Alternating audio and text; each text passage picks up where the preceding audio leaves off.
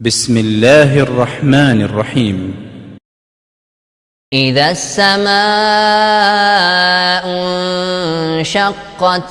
وأذنت لربها وحقت وإذا الأرض مدت وألقت ما فيها وتخلت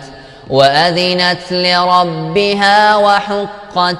يا أيها الإنسان إنك كادح إلى ربك كدحا فملاقيه فأما من أوتي كتابه بيمينه فسوف يحاسب حسابا يسيرا وينقلب إلى أهله مسرورا وأما من أوتي كتابه وراء ظهره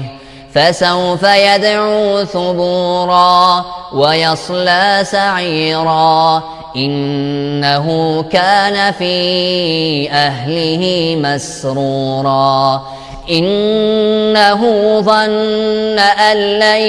يحور بلى إن ربه كان به بصيرا فلا أقسم بالشفق والليل وما وسق والقمر إذا اتسق لتركبن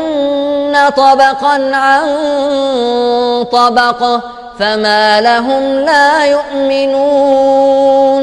وإذا قرئ عليهم القرآن لا يسجدون بل الذين كفروا يكذبون والله أعلم بما يوعون فبشرهم بعذاب أليم إلا الذين آمنوا وعملوا الصالحات لهم أجر غير ممنون.